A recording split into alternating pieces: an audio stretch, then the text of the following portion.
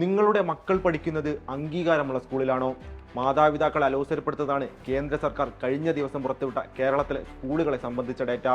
നമ്മുടെ നാട്ടിൽ അംഗീകാരമില്ലാത്ത സ്കൂളുകൾ വർദ്ധിച്ചു വരുന്നതായാണ് പുതിയ ഡാറ്റ വെളിപ്പെടുത്തുന്നത്. 765 സ്കൂളുകളാണ് ഒരു അംഗീകാരവുമില്ലാതെ കേരളത്തിൽ പ്രവർത്തിക്കുന്നതെന്നാണ് കേന്ദ്ര വിദ്യാഭ്യാസ മന്ത്രാലയത്തിന്റെ വെളിപ്പെടുത്തൽ.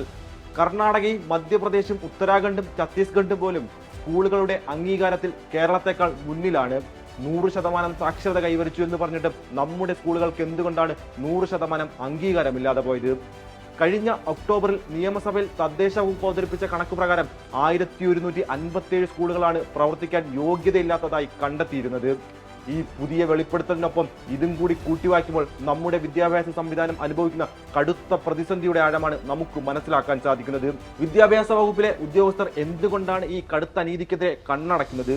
കുട്ടികളുടെ ഭാവിയും സുരക്ഷിതത്വവും കയ്യിലെടുത്ത് അമ്മാനമാടുന്ന ഈ ഉദ്യോഗസ്ഥ സംവിധാനത്തെ നിലക്കി നിർത്താൻ ഇവിടെ ഒരു ഭരണ സംവിധാനമുണ്ടോ എന്ന് ആർക്കെങ്കിലും തോന്നിയാൽ അവരെ തെറ്റു പറയുവാൻ സാധിക്കുമോ? അംഗീകാരമില്ലാത്ത സ്കൂളുകൾക്കെതിരെ ഒരു മാസത്തിനുള്ളിൽ കർശന നടപടിയെടുക്കുമെന്ന് വിദ്യാഭ്യാസ വകുപ്പ് പ്രഖ്യാപിച്ചിട്ട് ഒരു വർഷം പിന്നിട്ടു.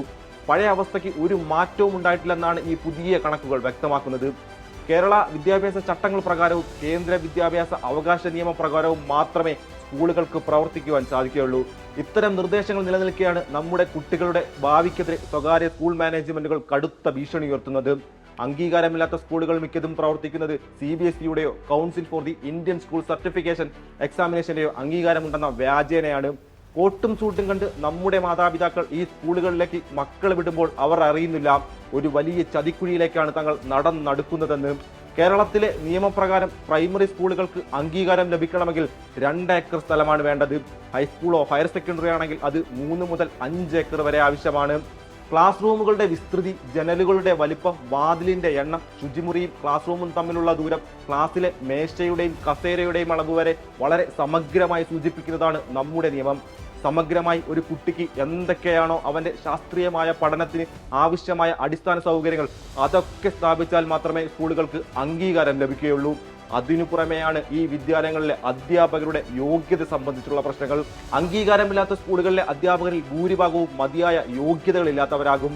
അംഗീകാരമില്ലാത്ത സ്കൂളുകളിൽ പഠിക്കുന്ന നമ്മുടെ കുട്ടികൾക്ക് സർക്കാർ ആനുകൂല്യങ്ങൾക്ക് യാതൊരു അർഹതയും ഉണ്ടായിരിക്കില്ല. എന്തിനു പറയുന്നു, കലാകായിക മേളകളിൽ പോലും അവർക്ക് പങ്കെടുക്കുവാൻ സാധിക്കില്ല. വിദ്യാഭ്യാസ അവകാശ നിയമപ്രകാരം അംഗീകാരമില്ലാത്ത സ്കൂളുകൾക്കെതിരെ കർശന നടപടി സ്വീകരിക്കണമെന്നാണ്. എന്നാൽ നമ്മുടെ സർക്കാർ സംവിധാനങ്ങൾ വളരെ മൃദു സമീപനമാണ് സ്വീകരിക്കുന്നത് ഇവർക്കെതിരെ.